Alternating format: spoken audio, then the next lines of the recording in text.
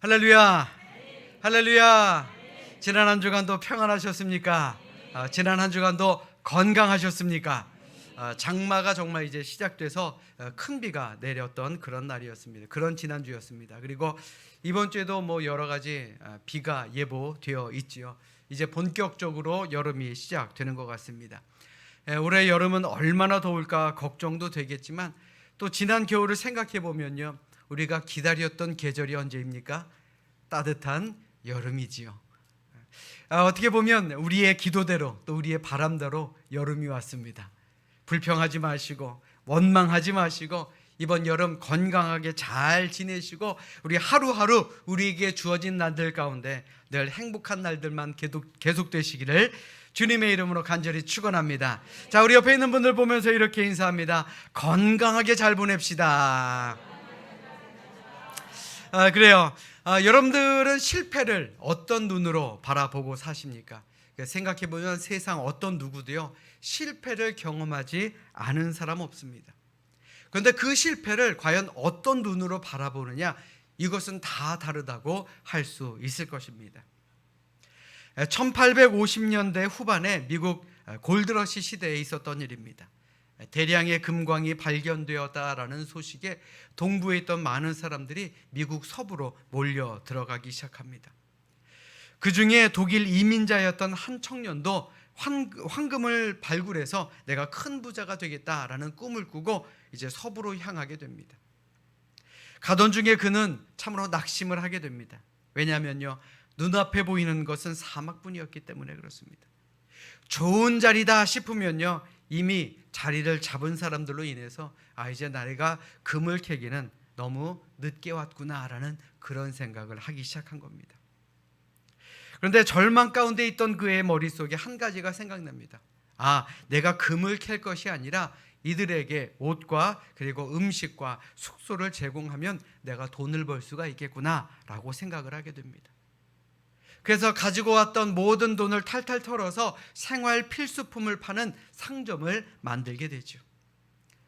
그런데 그러던 중에 노동자들이 매일매일 힘겨운 일, 험한 일을 하기 때문에 이 쉽게 찢어지지 않는 그러한 옷, 작업복이 필요하다라는 사실을 알게 됩니다. 그리고 그는 바지를 만들기 시작합니다. 천막으로 만드는 그 재료, 질긴 천을 가지고요, 바지를 만들고, 그리고 그 바지는 날개에 돋친 듯이 팔리게 되었습니다. 그 후 그는 의류 회사를 만들게 되었습니다. 그 청년의 이름은 리바이스 스트라우스며 그가 만든 바지는 지금도 우리가 쉽게 찾아볼 수 있는 청바지 브랜드인 리바이스가 된 것입니다. 여러분들 리바이스라는 청바지 잘 아시죠? 요즘에는 굉장히 비싸게 팔더라고요. 아무튼 실패를 경험하고 실패를 딛고 성공한 사람의 이야기를 여러분들에게 드렸습니다. 제가 이 이야기를 드리는 이유는 이 실패라는 것 안에는 언제나 기회가 있다라는 것을 여러분들에게 알려주고 싶어서였습니다. 우리는 코로나라는 참으로 기나긴 터널을 지나왔습니다.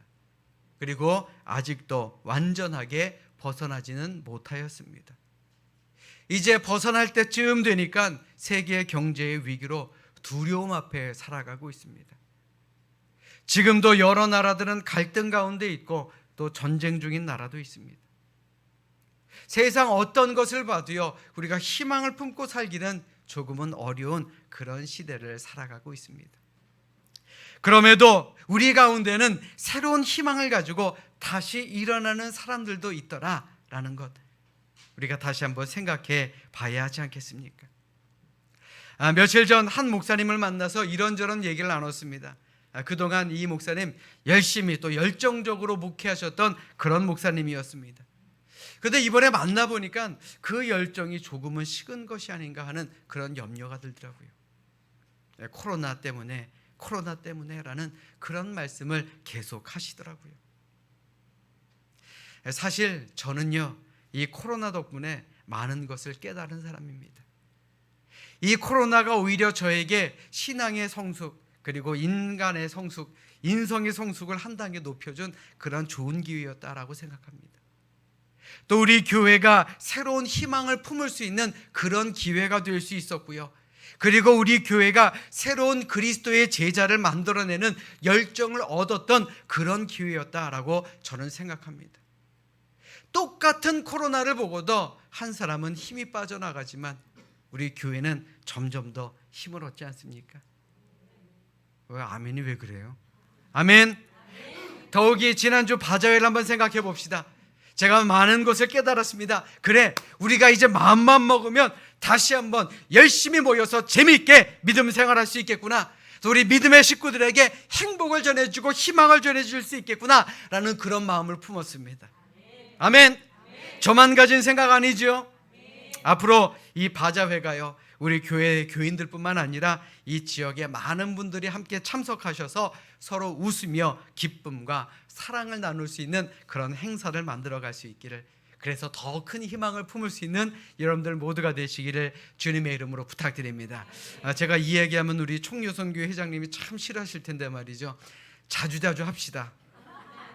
어디 계세요? 아멘. 자, 우리 수고해 주신 모든 분들에게 감사하고요, 하나님의 축복이 여러분들과 함께 하시기를 축원합니다. 자, 우리 옆에 있는 분들과 이렇게 인사합니다. 희망을 품는 교회가 됩시다. 자, 다시 한번은 옆에 있는 분들과 인사하겠습니다. 서로에게 힘이 되어 줍시다.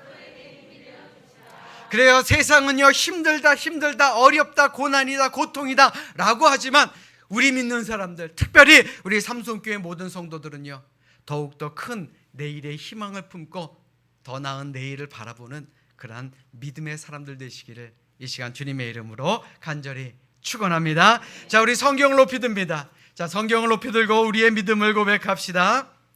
저는 예수 믿어 구원받았습니다. 저는 예수 믿어 하나님 자녀 되었습니다. 저는 예수 믿어 천국 백성 되었습니다. 하나님께서 선물로 주신 오늘 하나님 말씀으로 가르침을 받습니다. 눈을 열어 주의 법 안에 있는 놀라운 진리를 보고 깨닫게 하소서. 아멘으로 순종하여 하나님께 영광 돌리는 삶이 되게 하소서. 아멘. 고백한 대로 사시는 여러분들 되시기를 축원합니다. 우리가 인생을 살아가면서 겪을 수 있는, 경험할 수 있는 많은 비극들이 있죠. 그 중에 최대의 비극이 있다라고 한다면 그것은 고립일 것입니다. 외부 세계와 완전히 단절된 채 그저 나만이 닫혀진, 나만이 고립된 그런 공간 속에서 외롭게 살아가는 사람들이 힘겨운 그런 비극의 삶을 살아가고 있다라고 말할 수 있을 것입니다. 오늘 본문에서 예수님은 그런 유형의 사람을 만납니다. 그는 장애인이었습니다. 그런데 장애인 중에서도요 중증의 장애인이었습니다. 사실 세상이 많이 좋아졌다 할지라도 지금도 장애를 가지고 살아가는 것이 얼마나 불편합니까? 그러니 당시에는 아마도 말할 수 없는 불편함이 있었을 것입니다. 게다가 오늘 본문의 주인공은 어떻습니까? 귀가 들리지도 않고요, 말이 어눌합니다. 그 이유가 뭔지 아십니까? 자기 소리, 자기의 목소리가 자기에게 들리지 않기 때문에 그렇습니다. 그러니 귀가 안 들리고 말이 어눌한 건 당연하죠. 이것을 복합적 장애라고 이야기하더라고요. 그런데 이러한 육체적인 장애보다 우리를 더 안타깝게 만드는 장애가 있습니다. 바로 심리적, 정서적 장애입니다. 그러니까 우리가 흔히 쉽게 정신병이라고 말하는 것 말입니다. 외형적으로 보면 아무런 문제가 없는 건강한 사람처럼 보입니다. 그런데 어떻습니까? 사회 활동을 전혀 할 수 없는 사람들이 얼마나 많습니까? 그런 사람들을 바라볼 때마다 참으로 안타깝죠. 며칠 전에 사역하던 교회 권사님 한 분께서 전화를 주셨습니다. 자기 아들이 아프다고, 그래서 입원해야 된다고. 근데 그 병원이 정신병원이라고. 그래서 너무나도 마음이 아프다라고 하소연을 하시더라고요. 저도 그 청년을 기억합니다. 왜요? 저랑 성이 똑같아서 그래요. 이 허씨라는 성이 그리 많지 않은 성인데 저는 그 청년을 기억합니다. 아주 건강하고 키도 크고 일도 열심히 하는 정말 너무나도 착한 청년이었습니다. 그런데 보이스피싱을 당한 겁니다. 그래서 돈을 뜯기는 일이 있었다라는 것입니다.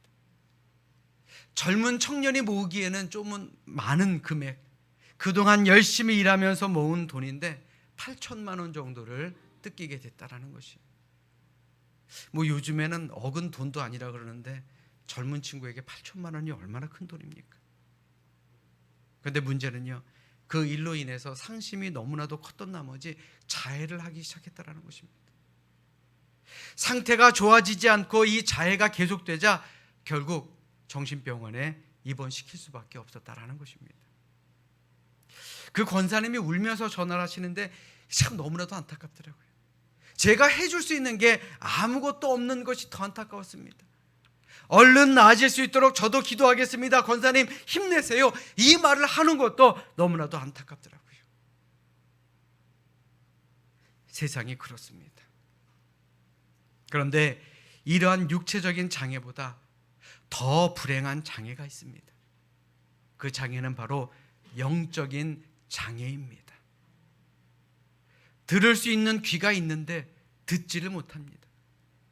바로 하나님의 말씀, 우리에게 구원을 주시고 천국을 주시는, 영생을 주시는 그 하나님의 말씀을 들을 수 없는 것, 이것이 바로 영적인 장애가 아니고 무엇이겠느냐라는 것입니다.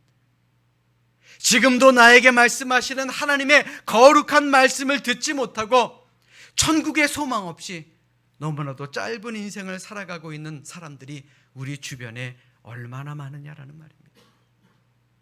그들에게 필요한 것이 무엇입니까? 바로 천지를 창조하신 하나님의 능력의 말씀인 줄로 믿습니다.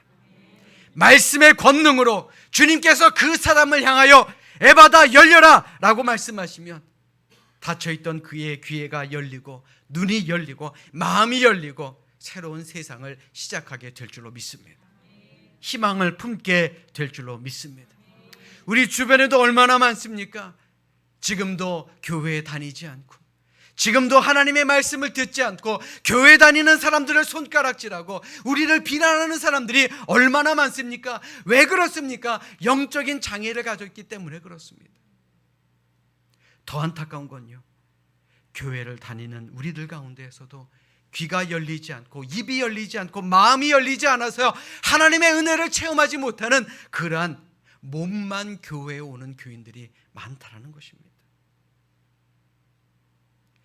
저는 이번 코로나가 이러한 몸만 그리스도인들을 많이 걸러주었다라고 생각합니다. 지금 이 자리에 있는 우리 모두는요, 입이 열리고 귀가 열리고 눈이 열리고 마음이 열리고 믿음이 열려서 이 자리에 오신 줄로 믿습니다. 아멘. 우리 그 믿음 끝까지 잃어버리지 않으시기를 주님의 이름으로 간절히 축원합니다. 그러므로 오늘 본문을 통해 베풀어 주신 그 예수님의 기적을 통해 지금도 힘겨워하고 있는 우리의 삶에 여러 장애, 상처, 아픔이 있는 그런 우리들의 삶에 좋은 해답을 찾아가시는 여러분들 모두가 되시기를 주님의 이름으로 축원합니다. 우리 따라서 합니다. 예수님을 만납시다. 다시 한번 따라서 합니다. 예수님께 내려놓읍시다. 그래, 우리의 상처, 근심, 걱정 여러 가지 것이 있으면 무엇보다도 예수님을 만나야 합니다. 그래야 치유가 시작됩니다. 오늘 본문 33절의 말씀 보십시오. 예수께서 그 사람을 따로 데리고 무리를 떠나사 손가락을 그의 양귀에 넣고 침을 뱉어 그의 혀에 손을 대셨다라고 성경은 말합니다. 조금 특이한 모습입니다. 예수님은 그 사람을 따로 데리고 가셨다라는 것입니다. 그러니까 공개적인 접촉이 아니고요, 사람들이 많이 보고 있는 데서 그를 고쳐주신 것이 아니고요, 그를 따로 가서 개인적인 접촉 그리고 치유를 시작하셨다라는 것입니다. 과연 그 이유가 무엇일까요? 왜 따로 그 사람만 데리고 가셨을까요? 많은 성경학자들은 말합니다. 예수님께서 듣지 못하고 말이 어눌한 이 사람의 처지를 배려하셔서 개인적으로 이 사람을 분리하셔서 치유하셨다, 그럴 가능성이 높다라고 해석하고 있습니다. 예수님께서 정확하게 왜 그러셨는지 우리는 알 수는 없지만요, 우리가 알 수 있는 한 가지 확실한 것은 예수님께서는 사람을 치유하실 때에 한 가지 고정적인 방법을 쓰시지는 않는다라는 것입니다. 그 사람의 삶에 맞는, 그 사람 처지에 맞는 방법으로 그에게 다가오신다라는 말이죠. 이는 오늘을 사는 우리도 마찬가지입니다. 우리 한 사람 한 사람 개인적인 관심을 가지시고 예수님은 우리를 찾아오신다라는 것입니다. 우리의 처지를 제일 잘 아시는 분이 누굽니까? 예수님 아닙니까? 나의 갈등을 아시고, 나의 고민을 아시고, 나의 좌절을 아시고, 내가 숨기고 있는 나만의 비밀과 그리고 나만의 두려움, 나의 불안을 아시고, 주님께서는 개인적으로 조용히 나를 찾아오시며 우리의 이름을 부르시는 분이 바로 예수님이다라는 것입니다. 여러분도 한번 생각해 보십시오. 지금 내가 가지고 있는 여러 가지 근심, 걱정, 처지, 갈등, 또 고민, 좌절, 비밀, 이러한 것들을 세상 모든 사람들에게 다 알리고 싶은 사람이 과연 어디에 있겠습니까? 알게 되면 남 부끄러워 이야기하지 못하는 그러한 일들도 얼마나 많습니까? 그러나 예수님께서는 우리의 모든 것을 알고 계십니다. 그렇기 때문에 우리가 예수님을 만나 나의 모든 것, 내 속마음까지 내려놓고 주님께 치유받기를 원하면 예수님은 우리 한 사람 한 사람에게 조용히 찾아오시고 우리 한 사람 한 사람에게 딱 맞는 방법으로 치유해 주시는 분, 그 분이 우리 예수님이다라는 것입니다. 기적이 별겁니까? 주님이 나를 찾아오시는 게 기적 아닙니까? 예수님이 나와 함께 하시는 게 기적 아닙니까? 예수님은 우리와 함께 하십니다. 믿으시면 아멘. 예수님께 우리의 모든 것을 맡겼다면 이제는 하늘의 도움을 구할 때입니다. 오늘 본문 34절의 말씀 우리 한 목소리로 같이 합독하겠습니다. 함께 읽습니다. 시작. 하늘을 우러러 탄식하시며 그에게 이르시되 에바다 하시니 이는 열리라는 뜻이라. 아멘. 오늘 본문에서 하늘을 우러러 라고 하는데 이 말씀은요, 하늘을 우러러 보셨다, 즉 예수님은 병자를 놓고 하나님의 도움을 구했다라는 의미입니다. 그런데 좀 희한하지 않습니까? 예수님은요, 하나님의 도움이 필요 없는 유일한 사람 아닙니까? 성육신 하셨잖아요. 하나님이 이 땅에 오셨잖아요. 그런데 어찌해서 하늘을 바라보셨을까요? 예수님은 늘 말씀하셨습니다. 나는 아버지의 뜻을 떠나서는 스스로 아무것도 하지 아니한다 라는 고백을 하신 분이 예수님입니다. 이 말씀은요, 우리가 오늘을 살아가는 우리 그리스도인들이 꼭 기억해야 할 귀한 모습입니다. 왜냐하면 우리 교회 안 여러 현장 가운데 일어날 수 있는 무서운 비극 중에 하나가 그 안에 담겨 있기 때문에 그렇습니다. 그 비극이 무엇이냐? 바로 하나님의 도우심을 구하지 않고 우리가 하나님의 일을 할 때가 있다라는 말입니다. 이게 정말 무서운 겁니다. 열심히 봉사하는 분들일수록 더 필요한 것이 무엇입니까? 하나님께 예배를 제대로 드려야 하는 것입니다. 더 많은 기도를 하면서 더 열심히 봉사해야 되는 것입니다. 왜냐하면 바른 예배를 통해 임재하시는 주님을 경험하고 기도하게 되면 그때부터 우리에게는 주님이 주시는 새로운 힘이 주어지기 때문에 그렇습니다. 여러분들 스스로에게 한번 물어보십시다. 교회에서 봉사하는 게 쉽습니까? 어렵습니까? 왜 대답이 없어요? 어렵죠. 나를 죽여야 하고 나를 꺾어야 할 때가 얼마나 많습니까? 그때 우리가 예배자가 되지 않으면, 기도자가 되지 않으면 우리는 넘어질 수밖에 없다라는 것입니다. 은혜 받기 원하십니까? 기적을 체험하기를 원하십니까? 내가 기적을 일으키는 사람이 되길 원하십니까? 그렇다면 먼저 바른 예배자가 되시길 바랍니다. 봉사하는 사람일수록, 선교하는 사람일수록, 교회에서 중요한 직분을 맡은 사람일수록 하늘의 도우심, 하나님의 도우심을 지속적으로 바라봐야 한다는 것, 예수님은 이것을 우리에게 가르쳐 주신 것입니다. 그러므로 여러분들에게 다시 한번 말씀드립니다. 하나님의 도움이 없이도 하나님의 일을 할 수 있다라는 그러한 비극, 우리가 이러한 비극에 빠지지 말고 어떤 일을 하든 하나님의 도우심을 바라보고 주님의 능력, 그리고 주님의 기쁨으로 이웃을 섬길 수 있는 우리들 모두가 될 수 있기를 주님의 이름으로 축원합니다. 그럴 때에 우리의 삶에 또 우리의 가정과 일터에 그리고 이 교회에 기적이 일어나게 될 줄로 믿습니다. 아멘. 예수님은 우리의 고통을 함께 느끼시는 분입니다. 우리의 좌절, 우리의 분노, 우리의 속상함을 아시는 분입니다. 우리의 무기력함을 아시고 부끄러움 그리고 억울함, 견딜 수 없는 모든 일들을 알고 계십니다. 그런 예수님께서 우리의 마음속 깊은 고통까지도 어루만져 주시기를 원하십니다. 예수님은 분명 우리를 고쳐주실 줄로 믿습니다. 우리가 진정한 예배자가 될 때에, 진정한 기도자가 될 때에 분명 우리 주님은 우리를 고쳐주심을 믿으시기를 주님의 이름으로 축원합니다.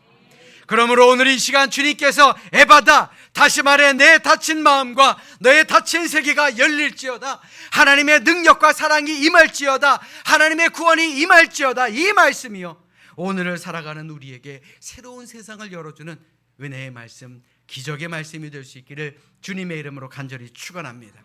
우리 따라서 합니다. 주님 열어주시옵소서.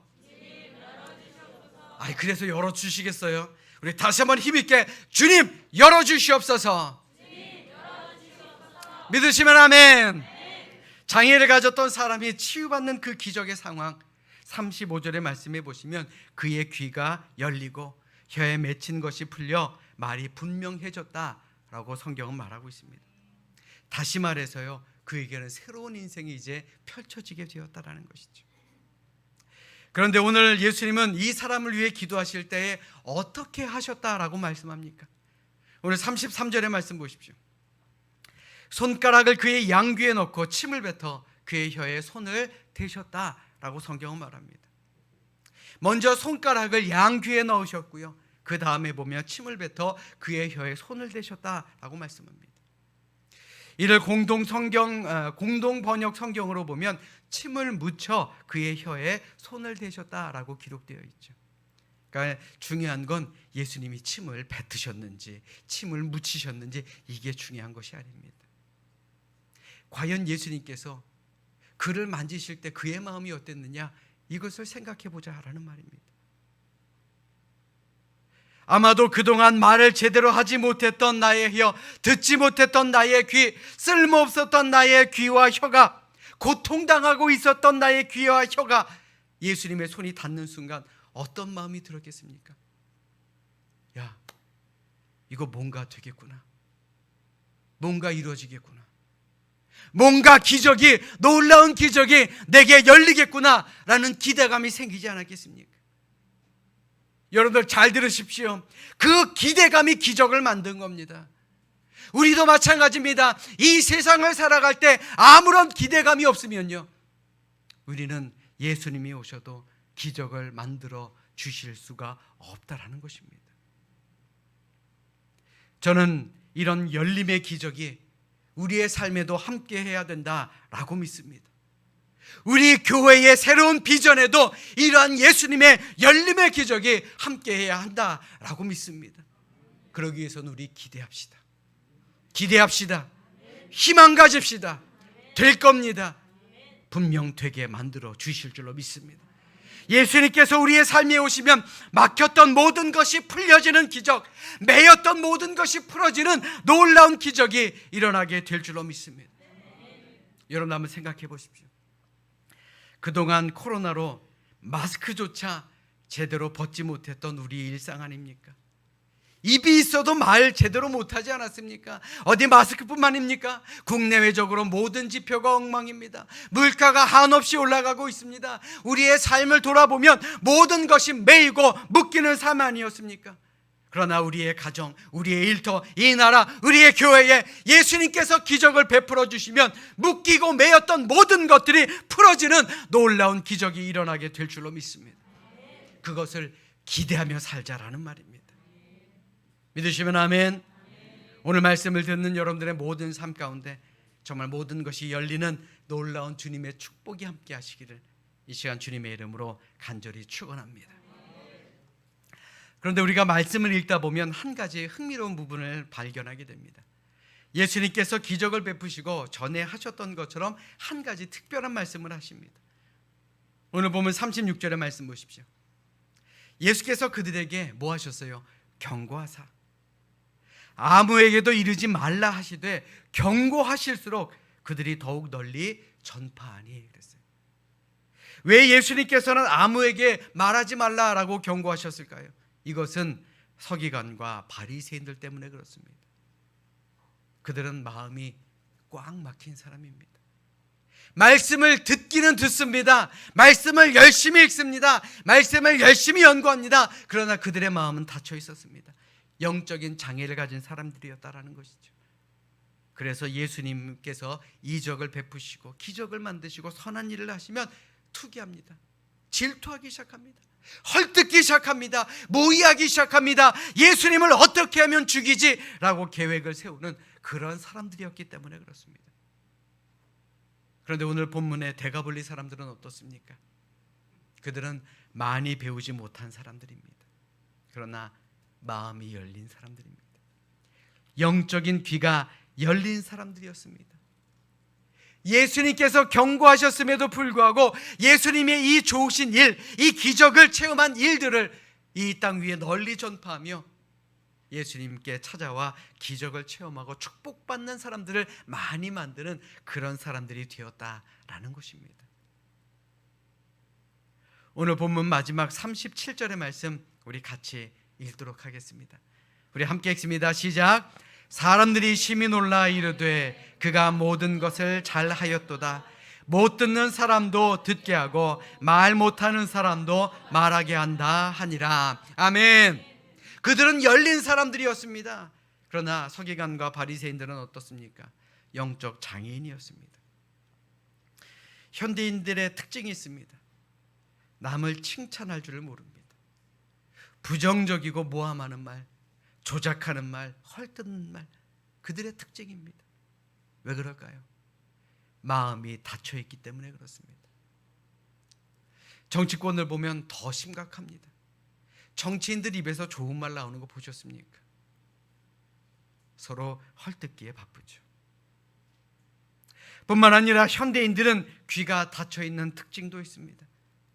그렇게 나쁜 말을 잘 들으면서도 견디고 버티고 사는 이유가 뭡니까? 남의 말을 도대체 듣질 않습니다. 그런데 기독교는 말씀의 종교입니다. 말씀을 들어야 보배로운 믿음이 생기게 됩니다. 그런데 현대인들의 문제는 그 귀가 열려있지 않다라는 것입니다. 로마서 10장 17절에 사도 바울이 뭐라고 말합니까? 그러므로 믿음은 들음에서 나며 들음은 그리스도의 말씀으로 말미암았느니라 라고 말씀하고 있지 않습니까? 예수님의 말씀을 들어야 믿음이 생긴다라는 것입니다. 영적인 장애를 이겨낼 수 있는 방법이 무엇입니까? 예수님의 말씀을 듣는 것입니다. 그 말씀을 듣고 믿음이 자라나야 한다라는 것입니다. 그러나 귀가 막힌 사람은 아무리 예배 시간에 이 자리에 앉아 있어도 하나님의 말씀을 듣지 못합니다. 왜요? 내 이기심 때문에, 내가 교만하기 때문에, 내가 하나님의 말씀을 의심하기 때문에, 나와는 상관없는 말씀이다라고 생각하기 때문 아닙니까? 이러한 모든 사람들이 영적인 장애인이 아니고 무엇이겠습니까? 이 자리에 있는 우리 모두는요, 하나님의 말씀을 들음으로 말미암아 믿음이 자라나는 우리 모두가 될 수 있기를 주님의 이름으로 축원합니다. 하나님께 기도하고 하나님을 찬송하고 하나님을 전하며 하나님의 말씀을 듣고 믿음이 자라는 그런 우리 모두가 될 수 있기를 주님의 이름으로 간절히 축원합니다. 제가 굉장히 좋아하는 복음성가가 있습니다. 이 에바다라는 곡인데요, 우리 1절만 함께 찬양하고 우리 함께 기도하도록 하겠습니다. 우리 함께 찬양합니다. 우리 박수하시면서 찬송합니다.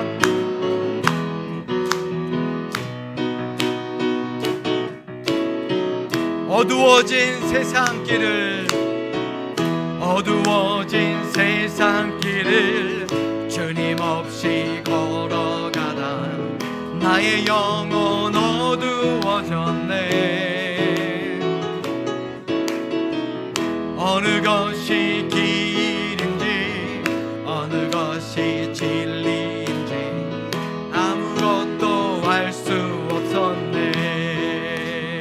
주님 없이 살아가는 모든 삶 실패와 좌절뿐이네. 살아가는 나의 주님 내 영혼 눈을 보게 하소서. 열려라 열려라 에바다 열려라. 눈을 뜨게 하소서. 죄악으로 어두워진 나의 영혼을 나의 눈을 뜨게 하소. 우리 한 번 더 열려라 열려라 해바다 열려라. 눈을 뜨게 하소서. 죄악으로 어두워진 나의 영혼을 나의 눈을 뜨게 하소서. 할렐루야 할렐루야.